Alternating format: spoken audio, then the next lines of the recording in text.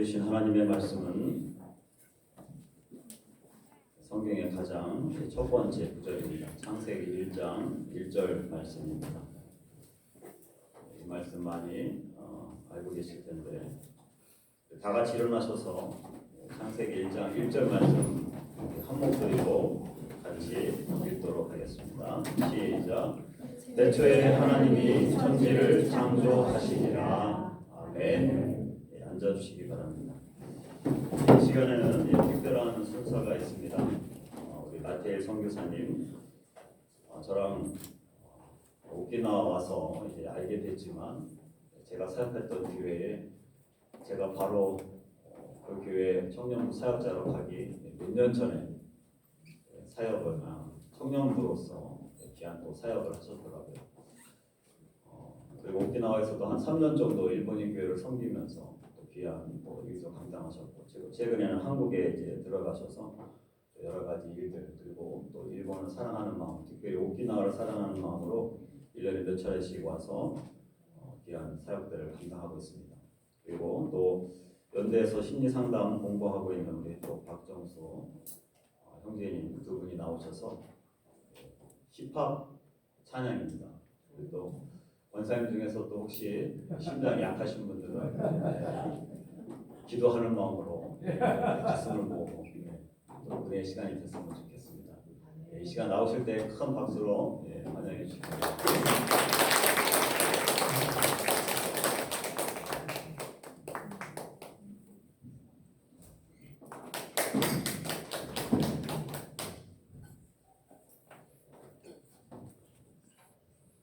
안녕하세요. 오키나와 교회 성도 여러분. 저는 나태일 선교사님이랑 같이 함께 방문한 크리스찬 힙합 음악 사역을 하고 있는 박정수입니다. 반갑습니다. 저희 오키나와 교회에 너무 초대해 주시고 또 환영해 주셔서 너무 큰 기쁨이 있고요. 특히 여러분 한 분 한 분 얼굴을 뵐 때 너무 인상이 다들 온화하시고 선하셔서 저 또한 너무 기분이 좋고 너무 감사하고 주님께 모든 영광을 돌리고 싶습니다. 그래서 제가 지금 이제 힙합 찬양으로 주님께 찬양을 드리고 또 여러분들께 정말 그 encouragement를 해드리고 싶은 곡에 대해서 조금 더 설명을 해드리고자 합니다. 제가 이제 사실 LA에서 선한믿음교회라고 아버지께서 목회를 하셨습니다. 그래서 목회자 자녀 PK로서 10년 동안 넘게 살면서 그 가운데 이민 삶에 대해서 여러 고군분투하는 가운데 정말 주님께 다윗의 심정으로 저의 그런 인간의 고뇌를 올려드리는 곡입니다. 그리고 그 가운데 예수 그리스도께서 제게 들려주신 그 음성을 또 두 번째 구절에 담았습니다. 그래서 다윗이 시편에서 주님께 정말 솔직한 마음으로 모든 심정을 주께 호소했지 않습니까? 그래서 저희 또한 저희의 시편을, 저희의 고백을 올려드리는 심정으로 이 곡을 들어주시면 감사드리겠습니다. 그럼 곡 시작하겠습니다.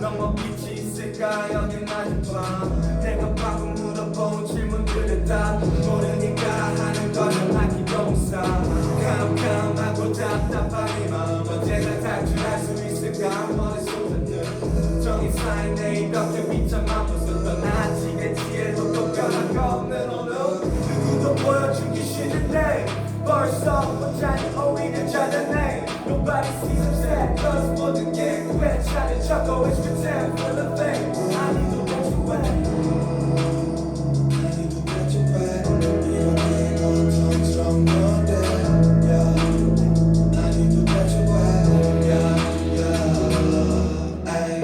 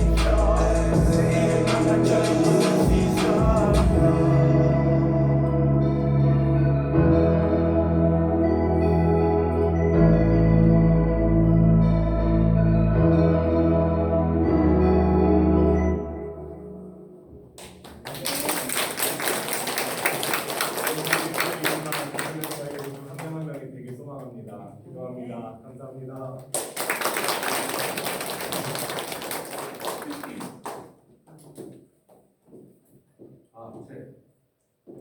마이크를 셋. 마이크가 꺼져 있었어요. 저기 너무나 정말 여러분들께 죄송하지만 한 번만 더 마이크가 꺼져 있었더라고. 한 번만 더 저도 이제 힘드시겠지만 정말 죄송합니다. 마이크 꺼진지도 모르고 정말 은혜로 하나님께서 주신 힘으로 하게 됐는데요. 감사합니다. 그러면 처음부터 다시 하는 건가요? 앵콜입니다. 그 곡에 대해서 조금 더 다시 설명드리면 다윗이 하나님께 정말 솔직한 심정으로 주님께 다가가는 고백을 저 또한 저의 그 이민 목회하는 아버지와 어머니의 그 삶을 보면서 정말 엄청난 그런 고뇌가 있었을 가운데 주님께 솔직히 올려드리는 심정입니다. 그리고 또 두 번째는 예수 그리스도께서 저희에게 들려주시는 그 음성을 담았습니다. 그래서 제가 한 번 더 다시 해보겠습니다. 네, 감사합니다.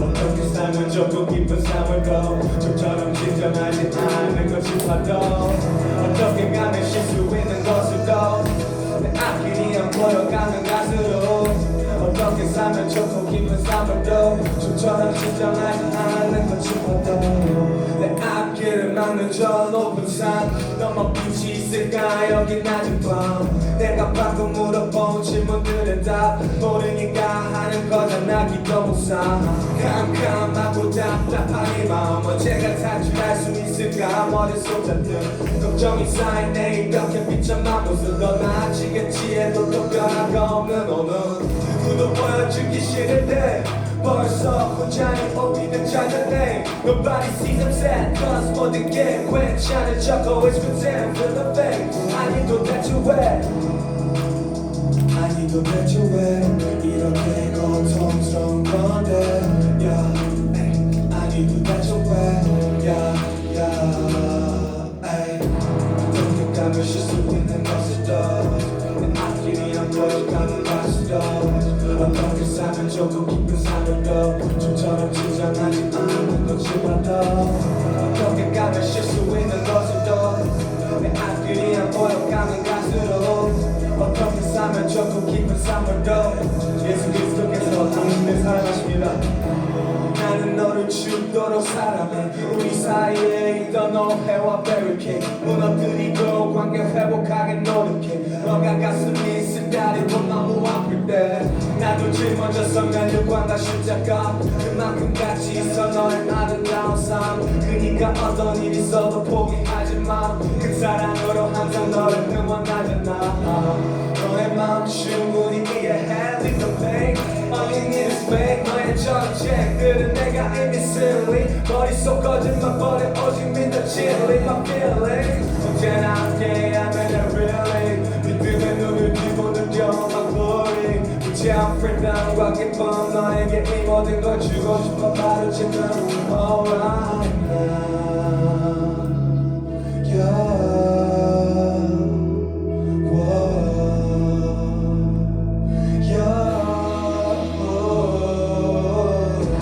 나는 항상 열려있어 참여할 때 우리 제일 기뻐 널 맘이 무너지지 않게 지켜 내 이름만 간절히 불러 Jesus 내 발은 항상 열려있어 참여할 때 우리 제일 기뻐 널 맘이 무너지지 않게 지켜 내 이름만 간절히 불러 Jesus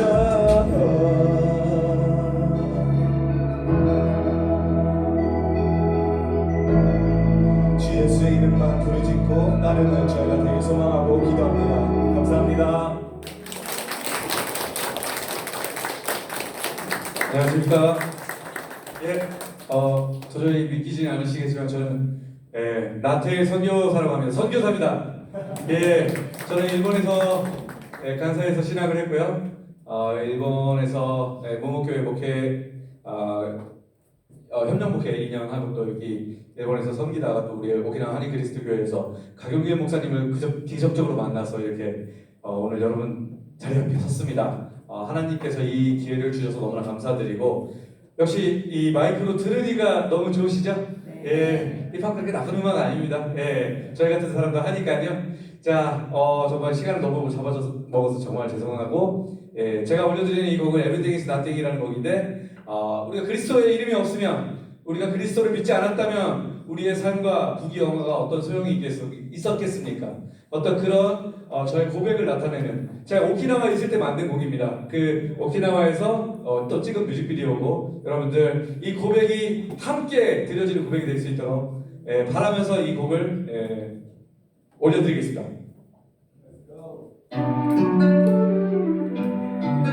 불 켜주세요. Everything is nothing 주님의 보혈 없이 아무런 의미가 없지 주님의 보혈 없이 죽음에서 날 건지셨네 위대하신 주 누구도 대신할 수 없는 그 이름 예수 Everything is nothing Everything is nothing Everything is nothing 아무런 의미가 없지 아무런 의미가 없지 주님의 보혈 없이 아무런 의미가 없지 구에서 유를 빚어내는 중내 람의 출전내 구주 예수 흐르는 보혈의 값어치 받지 날 대신에 나무에 달린 예수 결국 영원한 것딱 그의 Eternal God 그의 말씀 His people in His kingdom all the glory 주게 드리다 Everything is in 그리스도 아버지가 그린 그림으로 죽음이 죽었지 예수의 죽음에 어린 양 귀한 피 흘림으로 그게 아니면 모든 게 나이네로 아니면 모든 게 나이네로 이름을 보고 이름으로만 이 세상에 뿌려진 천국 소망 내 생명 마이너스 예수는 지고 온 세상 마이너스 예수도 지고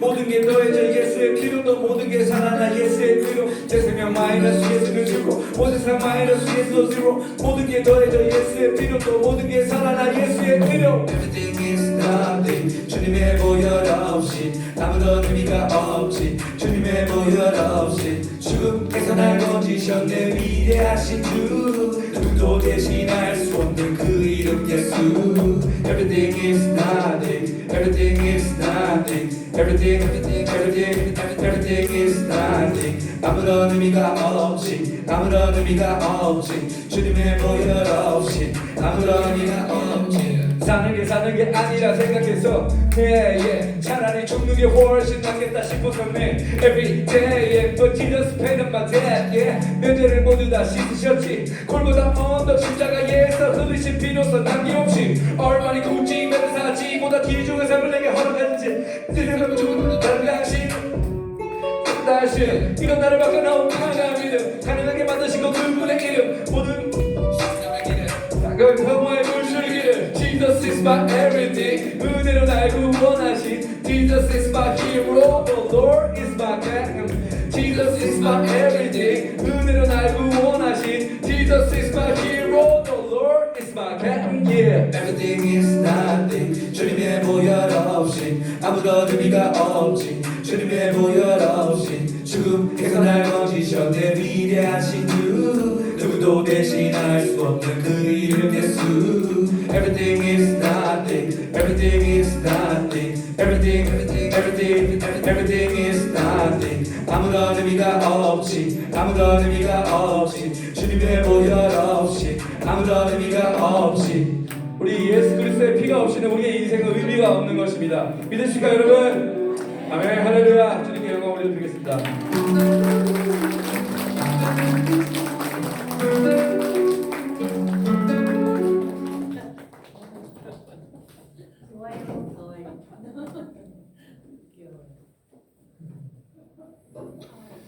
예, 많은 은혜가 되신 줄 믿습니다.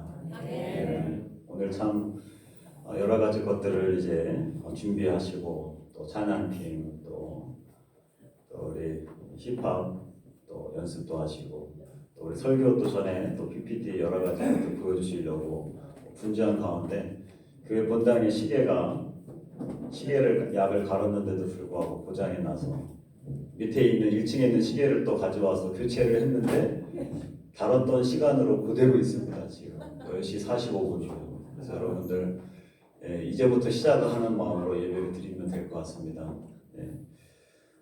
이 시간에는 우리 전성호 목사님 말씀으로 세상을 만드신 하나님 울산 장생포 교회에서 10년 동안 지금 사역을 하셨고요. 저랑은 특별한 관계입니다. 작년 신학대학교 신대원 97기 같이 들어갔고 또 나이도 같고 또 운동을 또 굉장히 좋아합니다. 지금 교회 안에서도 여러 가지 운동 프로그램 또 야구 팀들도 만들어서 교인들이랑 또 야구도 하고 교회 안에 탁구 대회도 있을 정도로 여러 가지 사역들을 아주 잘 감당하고 있는 귀한 목사님이십니다. 나오실 때에 여러분들 큰 환영의 박수로 맞아주시면 감사하겠습니다.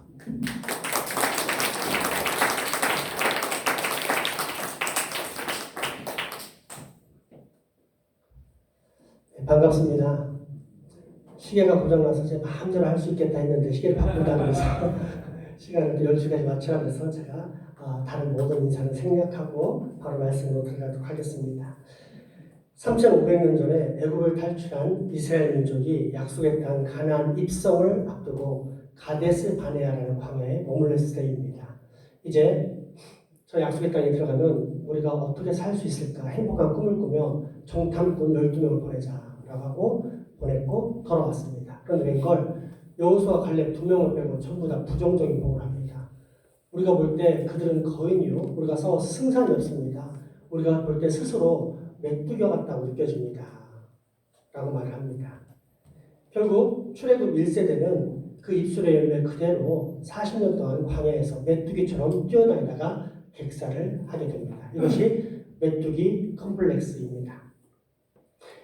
눈앞에 보이는 거대한 세력에 압도되고 위축되어 스스로 열등감에 빠지는 상태. 그래서 그 모든 것을 창조하시고 구속하시고 심판하신 권능의 하나님을 불신하는 상태. 이것을 바로 메뚜기 컴플렉스라고 합니다. 똑같은 일이 현대에도 반복되는 것을 봅니다. 과학주의라는 메뚜기 컴플렉스입니다. 과학적으로 말하자면 과학적으로 볼 때 하는 순간 모든 주장이 움츠러들고 그 사람의 말에 귀를 기울일 수밖에 없는 과학 맹신주의에 빠지는 그런 상태를 뜻합니다. 그런데 재미있는 사실은 사이언스, 과학이라는 말을 원래 독일어로 위션샤프트라고 해서 그 말은 모든 학문을 의미하는 단어입니다. 그러니까 과학은 인문학, 사회학, 윤리학, 철학, 자연과학 등 지식 전반을 가리키는 용어인데 이런 모든 학문들이 서로 파편적인 진리, 부분적인 진실을 담고 있기 때문에 그 학문들이 충분한 상호 협조를 통해 조화를 이룰 때 비로소 우리는 그나마 온전한 진리에 이룰 수 있다는 뜻입니다. 이것이 넓은 의미의 과학 또는 겸손한 의미의 진짜 과학입니다. 하지만 현대 어느 시점부터 과학이 물리적 분야만을 다루는 자연과학이라는 좁은 뜻으로 사용되는가 싶더니 이내 그 좁은 뜻이 과학을 대표하는 오만하고 독점적인 단어가 되어버렸습니다. 문제는 이런 과학을 현대인들이 숭배하는 지경에까지 이르렀다는 것입니다. 물론 이런 과학자들 덕분에 우리는 문명의 이기라는 혜택을 잘 누리고 있습니다. 하지만 그들에게는 분명히 자연과학이라는 전문 영역이 따로 있기에 전문성이 없는 철학이나 윤리, 미학 그리고 종교와 같은 분야는 거의 문외한이에요. 따라서 거기에 답변할 자격이 없습니다. 그런데 현대인들은 자연과학이 모든 답을 말해주기를 기대할 뿐 아니라 분명한 해답을 제시할 것이라는 믿음을 가지고 있습니다. 때문에 독일의 저명한 물리학자이면서 과학 철학자인 바이츠제커는 현대 이런 과학과 과학주의자들에 대해 이렇게 정의하고 있습니다. 과학자는 본의 아니게 과학이라는 세속 종교의 사제 역할을 맡아 그 종교의 비밀과 예언과 기적을 관리하게 되었다. 다시 한번 들어보시기 바랍니다. 과학자는 본의 아니게 과학이라는 세속 종교의 사제 역할을 떠맡아 그 종교의 비밀과 예언과 기적을 관리하게 되었다. 예전에는 목사가 하나님의 말씀인 성경을 통해 하나님의 진리를 전했다면 이제는 자연과학자들이 과학을 통해 진리가 무엇인지를 알려주는 상태에 이르게 되었다는 뜻입니다. 그런데 참으로 흥미로운 것은 이처럼 자연과학을 신봉하는 과학주의를 박살낸 것은 아이러니하게도 자연과학 그 자체입니다. 지금까지 언급한 합리성에 근거한 논리적 근거가 아니라 자연과학 그 자체가 자신의 모순을 스스로 드러낼 뿐 아니라 박살냈다는 것입니다. 특별히 현대 자연과학의 한 분야인 분자생물학이 그 선봉에 서 있습니다. 우리는 보통 생물학 하면 다윈의 진화론과 진화론의 도표, 그래서 진화론의 길을 열었던 학문이라는 사실을 떠올립니다. 생물의 진화, 그래서 생물학은 진화론과 더 깊은 관련이 있지 않을까라는 생각이 각인되어 있습니다. 그런데 최근에 생물학이 발전했고 특별히 분자생물학이 발전하면서 신으로 가는 길을 열고 있습니다. 참고로 저는 과학적인 입장에서 신이라는 표현을 쓰고 있습니다. 정확히는 하나님께로 가는 길을 인도하고 있지만 최대한 객관성을 담보하고자 이렇게 용어를 사용한 걸 이해하시기 바랍니다. 이 현대 분자생물학이 세포를 깊이 연구해 보니까 다르다는 사실을 발견합니다. 과거에는 세포가 단순한 줄 알았는데 이 세포는 단순한 게 아니라 엄청나게 복잡합니다. 그리고 이 엄청나게 복잡한 정도로 그치는 것이 아니라 그 안에 어마어마하게 많은 정보가 들어있다는 사실까지 알게 된 것입니다. 여기서 핵심이 되는 단어는 정보입니다. 뭐라고요? 정보. 이 정보가 어디서 왔느냐 하는 것이 오늘날의 생물학, 전 세계 생물학이 부딪히고 있는 큰 충격이자 매우 중요한 전환점입니다. 칼 세이건이라는 우주학자가 있습니다. 미국의 유명한 과학자인데 외계에 있는 지적 생명체를 발견하겠다고 해서 미국에서 어마어마한 예산을 타서 외계의 지적 생명체를 탐구하는 일을 했던 사람입니다. 우리가 드라마나 SF 영화에서 본 UFO나 외계인, 각종 우주전쟁 같은 우주 이야기의 배경이 되고 근원이 되는 사람이 바로 이 사람이라고 생각하면 쉽습니다. 이 사람의 한 생각은 뭐냐면 이 광대한 우주에 과연 우리 같은 사람들만 살고 있다는 것은 공간의 낭비가 아닌가. 그러니까 반드시 이 외계 세계에 분명히 우리 같은 지적인 생명체가 살고 있을 것이다 라고 확신을 했습니다. 그리고 지금까지 탐구를 해왔던 것입니다. 수십 년간입니다. 하지만 현재까지 다 실패했고 앞으로도 성공할 확률이 매우 희박한 것으로 여겨지는 상태입니다. 그런데 이 칼 세이건이 그처럼 외계에 지적 생명체가 있느냐 없느냐를 판단하는 결정적인 기준이 뭔가 하면 뭐겠습니까? 뭘까요? 우주에 소리가 들려오면 아 지적 생명체가 살아있다 이렇게 생각하는 겁니까? 뭘까요? 정보입니다. 외계에서 온 그 모든 소리나 전파를 조사해서 그 안에 정보가 있으면 외계에 지적 생명체가 존재하고 있는 것입니다. 정보라는 것은 절대 우연히 주어지지 않고 반드시 지적 존재에 의해서 생성되기 때문입니다. 한번 생각해 봅시다. 셰익스피어의 그 유명한 이고 햄릿에서 나오는 문장이 사느냐 죽느냐 그것이 문제로다입니다. 이 문장을 원어로 바꾸면 to be or not to be that's the question 해서 총 쉼표 마침표까지 합쳐서 32개입니다. 이 32개의 구성물을 항아리에 넣고 막 흔들어서 탁 뿌렸는데 지금처럼 to be or not to be that's the question 이런 문장이 나올 확률이 얼마나 될까요? 몇 천만 번 또는 몇 천억 번 돌리면 만들어질 수 있을까요? 거의 불가능합니다. 이런 문장은 그냥 나열한다고 나오는 것이 아니기 때문입니다. 정보는 오직 지적인 생명체, 즉 어떤 사람이 머리에 생각을 가지고 거기에 따라서 문장을 적절하게 배열했을 때 그게 바로 의미를 주는 정보를 담은 문장이 되는 것입니다. 그리고 그 문장들을 연결할 때 우리가 보고 있는 책들이 나옵니다. 바로 이런 것들을 정보라고 합니다. 칼 세이건이 그처럼 열심히 우주를 탐구했건만 아직까지 그 어떤 정보도 발견하지 못했습니다.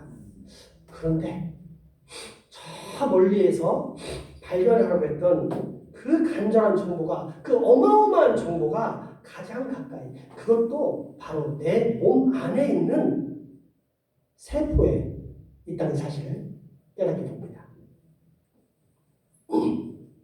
다시 말하지만 물질은 우연히 또는 스스로 정보를 만들지 못합니다.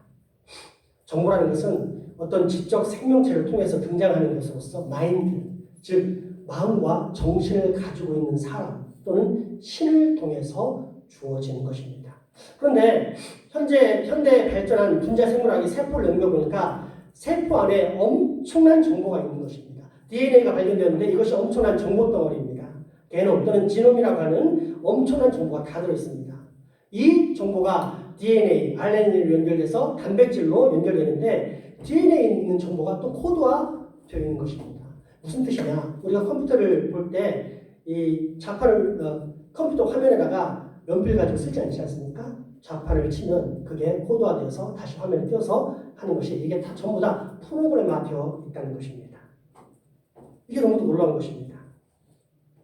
이렇게 전달되는 정보가 또 리보솜이라는 것에 번역이 됩니다. 그래서 단백질로 연결이 되는 것입니다. There is God 이라는 책을 쓴 안토니 플루는 There is no God 라는 책을 쓴 철저한 무신론자였습니다. 그런데 바로 이 코드화되고 번역된 생명체 안에 있는 놀라운 세포의 정보를 보고는 이것은 신이 있다는 것을 나타낸다. 누군가 이것을 디자인, 고안, 설계했음을 분명히 보여준다. 라고 확신하면서 그는 무신론자에서 유신론자로 방향을 바꿉니다.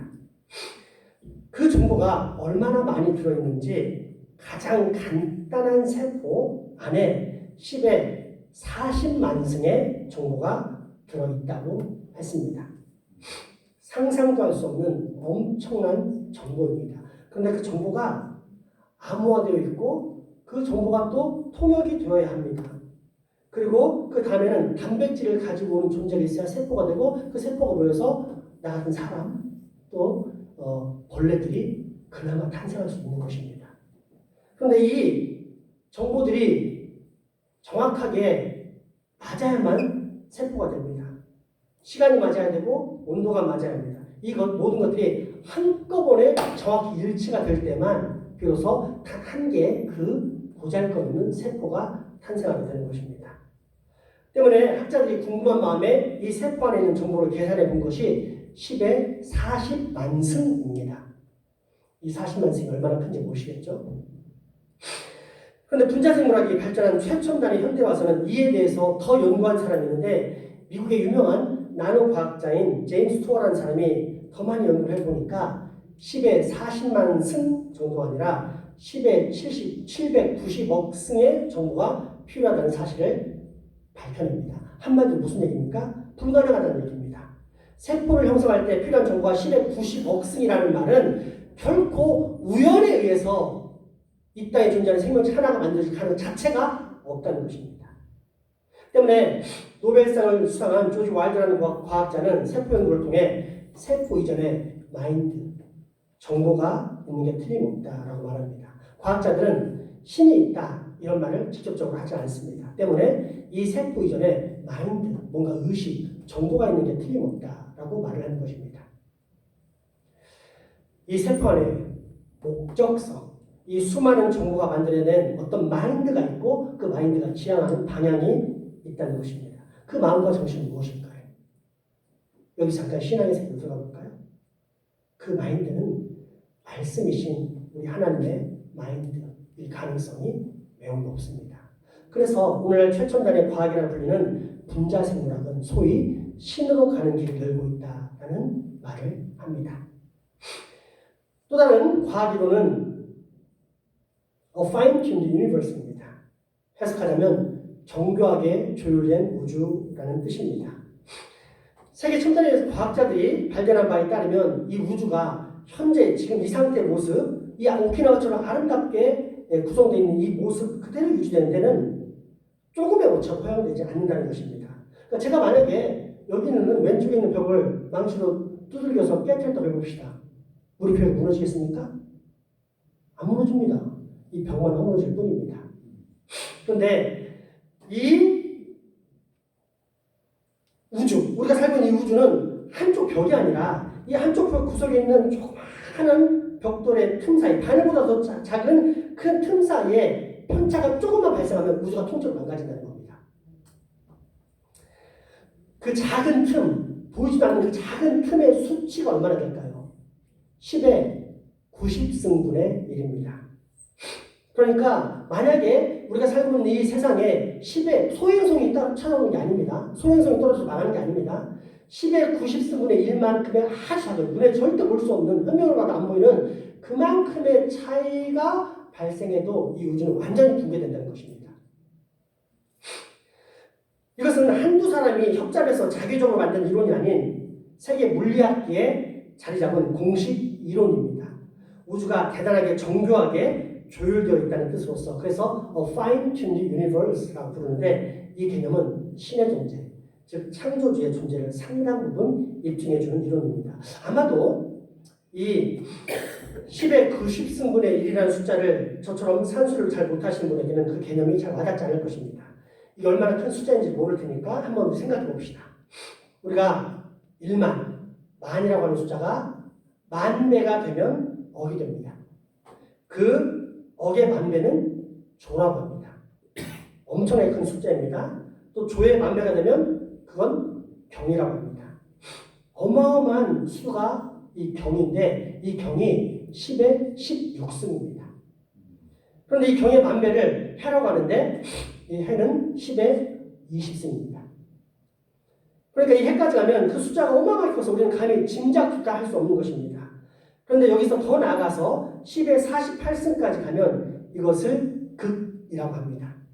사실상 10의 48승이라는 숫자는 이 세상에 없는 것입니다. 우리가 경험할 수도 없는 숫자인데 그냥 사람들이 상상해서 만든 것이 경, 해, 극입니다. 이렇게 사람이 상상할 수 있는 마지막에 만든 숫자가 10의 48승인 극입니다. 그러면 이 극을 넘어가면 어떻게 되느냐? 이것은 더 이상 단순한 숫자가 아닙니다. 철학으로 들어가는데 불교의 철학 속에 그 의미들이 담겨 있습니다. 10의 52승은 항아사, 10의 56승은 아승기, 10의 60승은 나유타라고 하고 10의 64승은 불가사의입니다. 보통 사람의 생각으로는 도저히 미루어 생각할 수 없을 만큼, 헤아릴 수 없을 만큼 이상야릇하고 불가사의한 숫자라고 해서 붙인 숫자의 이름이 불가사의입니다.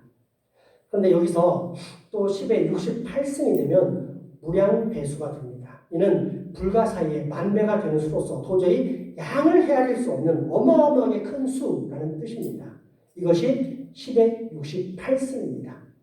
그런데 우리가 지금 말하고 있는 건 10의 90승입니다. 얼마나 큰 수이겠습니까? 10의 90승의 입장에서 10의 68승을 보면 점, 티끌 같은 먼지에 불과합니다. 이토록 어마어마하게 큰 수가 10의 90승인데 이 10의 90승분의 1만큼의 편차만 일어났었어도 지금 이 땅의 세상은 존재하지 않았다는 겁니다. 이거는 제가 그냥 우기는 얘기가 아니라 현대 물리학계의 정설입니다. 그만큼 이 세상은 정밀하게 조율되고 또 유지되고 있기 때문에 우리가 이렇게 멀쩡히 지금 살아 있다는 뜻입니다. 그렇게 2020년에 노벨 물리학상을 탄 로저 펜로즈라는 사람은 이게 얼마나 정교하고 또 얼마나 기가 막히게 정교하고 조율되어 있는지를 어떤 영어 사전을 다 갖다 쏟아부어도 표현할 수 없다라고 말할 정도입니다. 만약에 이 세상이 진화론자들이 얘기하는 것처럼 우연히 일어났다면 그런 일이 가능할까요?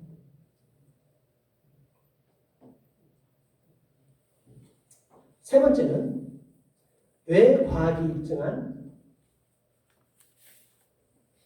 영혼의 존재입니다. 진화론에서는 자아, 그러니까 정신이나 영혼은 어떻게 존재합니까? 물질에서부터 우연히 발생한 것입니다. 탄생한 겁니다. 물질이 있은 다음에 정신이 튀어나올 수 있는 겁니다. 이렇게 인간을 바라보는 것을 이론론이라고 합니다. 물질이라는 한 존재가 있었고 그 존재에서 딱 정신이 튀어나왔다 해서 이걸 이론론, 한 가지 근원을 가진 이론론을, 기원을 이론론이라고 합니다. 근데 우리 기독교의 인간의 근원은 이론론입니까? 이원론입니까? 잘 모르겠죠. 왜냐하면 현대 적지 않은 목회자들이 이 예전에 뉴턴의 그 고전역학에 빠져있기 때문에 이론론적 관점을 많이 받아들였습니다. 그러나 성경은 처음부터 인간의 기원을 이원론으로 말씀하고 있습니다. 창세기 2장을 보면 하나님께서 흙으로 사람을 창조하십니다. 사람이 되었습니까? 아닙니다. 그냥 흙으로 된 사람의 형상이었습니다. 거기에 하나님께서 생기를 하고 불어넣으니까 그때 비로소 사람이 창조됩니다. 물질과 영혼이 하나님의 주권 안에서 창조된 것입니다. 하지만 진화론자들은 이런 이원론을 선택하지 않습니다. 왜냐하면 그렇게 되면 하나님이 세상을 창조했다는 것을 받아들여야 되는 상황이 되기 때문입니다. 그러면서 자연과학을 통해서 발견한 게 뭐냐? 먼저 정답부터 말씀드리고 가겠습니다. 인간에게 의식이나 자아 및 영혼이 물질적인 뇌와는 별개로 존재한다는 것을 암시하는 뇌과학 실험이 캐나다의 세계적인 뇌과학자 펜필드에 의해서 행해졌습니다. 펜필드에 의하면 인간의 뇌는 이제 거의 완벽하게 매핑, 지도가 만들어졌습니다. 그래서 뇌 어떤 부분이 어떻게 자극을 주면 어떤 일을 하는지 관련되어 있는지를 뇌과학자들은 정확하게 알고 있다는 것입니다. 그래서 펜필드는 결국 뇌 신경이 움직이는 것이 전기적인 자극을 위해서 통해서 움직이는 거기 때문에 이 전기자극을 어떤 부분에 주면 어떻게 움직이는 걸 이제 발견하게 되어서 그 실험을 하게 된 것입니다. 그래서 전기자극을 딱 줬더니 실험 대상이 된 사람의 손이 자연스럽게 딱 올라갑니다. 끊었더니 내려갑니다. 자극을 줬더니 올라갑니다. 그를 계속 하는데 어느 순간 자극을 줬는데 이 사람이 손을 올리지 않는 겁니다. 그래서 물어봅니다. 왜 손을 올리지 않느냐? 올리기 싫다는 겁니다. 지금까지 손을 잘 올리지 않았느냐? 물었더니 답변이 뭡니까? 나는 손을 올린 적이 없다. 네가 내 손을 올린 거 아니냐? 이와 유사한 실험은 뭐냐면 입에서 자극을 주면 어떤 소리를 내는 겁니다. 똑같이 하다가 또 자극을 줬는데 소리 안 내는 겁니다. 똑같은 답이 돌아왔습니다. 만약에 이 진화론자들의 관점은 이론론이기 때문에 you are your brain. 너는 너의 뇌다. 너의 존재는 네 자신의 존재는 너의 뇌에서부터 비롯된다. 이런 이론론적 관점을 가지고 있습니다. 그러니 뇌를 자극하면 그와 일심동체인 나의 몸은 그대로 움직이게 되는 겁니다. 그런데 어느 순간 거부했다. 이것은 우리 안에 뇌와는 별개로 존재하는 마인드, 자아가 있음을 정확히 가르쳐주는 것입니다. 인간에게는 이처럼 좌뇌와 우뇌가 있습니다. 그리고 좌뇌와 우뇌 사이에는 이 두 뇌를 연결하는 뇌량이라는 게 있습니다. 이 뇌량은 좌뇌와 우뇌를 연결하는 신경 다발이 뭉쳐있는 곳입니다. 그런데 이 좌뇌와 우뇌를 분리시키면 어떻게 될까요? 잘라버리면 어떻게 될까요? 인간은 의식을 잃고 죽게 될까요? 아니면 횡설수라는 이상한 인간이 될까요? 아니면 뇌가 두 개인 이상한 현상. 그래서 두 개의 자아가 발생할까요? 아니면 뇌는 잘라졌어도 여전히 하나의 의식을 갖고 있게 될까요? You are your brain. 너의 존재, 너란 사람은 너의 뇌로 된 존재다. 라고 하면 반드시 뇌가 두 개가 되니까 당연히 두 개의 자아가 나와야 되지 않을까요? 그런데 이 실험에 성공한 사람이 있습니다. 이런 실험을 함부로 하는 게 아닙니다. 하지만 좌뇌에서 발생한 간질병이 우뇌로 전달되는 생명의 위험을 가져올 수 있기 때문에 그때 비로소 의학적인 관점에서 생명을 살리기 위해서 잘라낸 경우가 있는데 이 실험을 실제로 하는 사람, 뇌량의 다발을 잘랐던 사람이 로저 스펠이라는 사람이 있습니다. 그런데 이 실험에서 우리가 흔히 알고 있는 좌뇌의 역할, 우뇌의 역할 이런 게 다 발견된 것이 바로 이 유명한 로저 스펠이라는 사람의 실험입니다. 그런데 이 실험을 하면서 스페리가 뇌분리를 하면 일어나면서 인간의 의식은 두 개가 존재한다 라고 주장을 했습니다. 왜냐? 이 자른 다음에 보니까 오른손으로는 지퍼를 올리는데 왼손으로는 지퍼를 내리고 있는 겁니다. 또 하나 이 뇌가 잘린 사람에게 왼쪽 눈을 감게 하고 그 왼쪽에 있는 물건을 오른손으로 짚게 만들었습니다. 못 짚는 겁니다. 그래서 이 우뇌와 좌뇌가 서로 협조하는 걸 보면서 이렇게 우뇌와 좌뇌는 나눠졌을 때 두 개의 의식이 된다라고 결론을 내렸습니다. 그러면 결론적으로 하나님이 우리에게 영을 준 게 아니라 우리는 물질에서 자연스럽게 영혼이 탄생했다는 결론이 나오고 그 물질을 둘로 짜놨더니 두 개의 자아가 탄생했다는 결론이 나올 수밖에 없고 그래서 과학자들은 쾌재를 불렀습니다. 성경이 그렇게 하나님의 영혼을 창조했다더니 가짜 아니냐? 얼마나 확실한 과학적 증거입니까? 그런데 2017년 옥스퍼드 대학교 출판본 오랫동안 정수를 잡았던 이 로저 스펠의 이론을 완전히 뒤집는 충격의 연구 결과를 발표합니다. 이 충격 연구는 네덜란드의 암스테르담 대학교 야일 피터 교수팀에 의해서 행해진 실험인데 좌뇌와 우뇌가 분리되어도 의식은 하나라는 것입니다. 그래서 연구의 결과는 뭐냐? 인식은 분리되어도 의식은 분리되지 않는다라는 결론을 내립니다. 여러분 제가 시간이 많이 가서 말이 좀 빠르니까 빨리 한번 최대한 끝내도록 하겠습니다. 핀토 교수님은 뇌량을 절단한 수많은 간질병 환자들을 관찰하고 실험하면서 비록 이렇게 물건을 집고하는 인식 과정에는 분리된 현상이 있지만 이 정신은 하나의 통일된 의식, 하나의 통일된 자아가 정확히 있다는 것을 확인합니다. 쉽게 생각하기 이렇습니다. 만약에 의식이 두 개라면 우리 오키나와는 운전하는 사람이 참 많은데 내가 운전하고 쫙 가다가 이 길의 끝을 만났고 오른쪽으로 갈 수 있고 왼쪽으로 갈 수 있습니다. 더 가면은 절벽입니다. 근데 의식이 두 개면 한쪽 자아는 나는 오른쪽 갈래. 한쪽 자아는 나는 왼쪽으로 갈래. 나는 이제 막다른 골목이니까 속도를 줄일 거야. 나는 더 빨리 가고 싶어. 충돌하면 어떻게 됩니까? 그 두 개의 의식의 충돌로 갈등하는 사이에 차는 바닥으로 빠져서 생명을 내는 겁니다. 만약에 의식이 두 개라면. 그런데 이 뇌량이 절단된 좌뇌 우뇌가 분리된 그 두 사람이 두 개의 뇌를 가진 사람이 정상적인 사람과 거의 차이가 없는.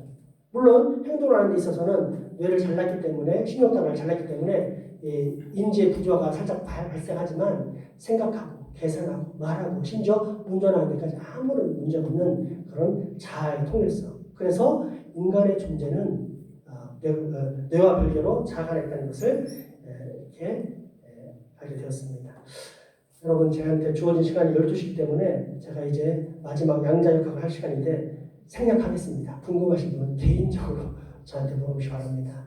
우리가 알고 있는 과학이라는 것은 요점만 말씀드리겠습니다. 그동안 알아본 건 뉴턴이 발견한 그런 물리학인데 이거를 고전역학이라고 합니다. 근데 이 고전역학을 완전히 뒤집는 것이 현대 1910년 20세기 초부터 발생한 그 양자역학입니다. 그 양자역학의 세계에서 너무도 놀라운 그래서 양자역학하는 사람들이 이건 신의 존재를 부인할 수 없다는 상황에 이르게 됩니다. 그러니까 가장 비근한 성경 말씀 하나 알려드릴게요.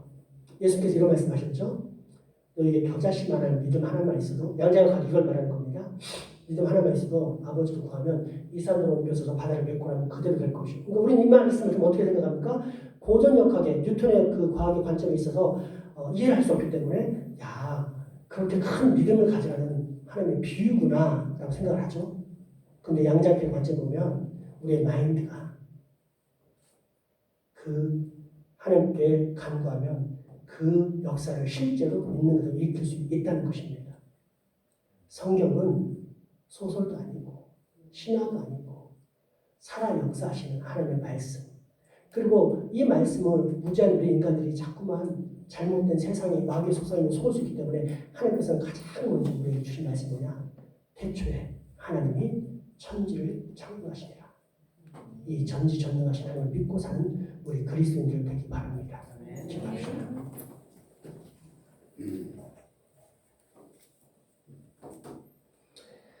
창조와 권능이 하나님 우리로 과학자가 되게 하소서. 과학주의라는 사탄의 수단에 열등감을 갖지 말고 과학이라는 하나님의 도구에 자신감을 갖게 하소서. 그래서 이 세상 온천한 만물을 창조하신 하나님을 깊이 신뢰하면서 오직 하나님께만 경배와 찬양, 감사와 영광을 올려드리는 진짜 성도, 진짜 교회, 진짜 신앙, 오직 전지전능하신 하나님을 온전히 의존하는 참 신앙을 꼭 갖게 하여 주옵소서. 예수님의 이름으로 기도합니다.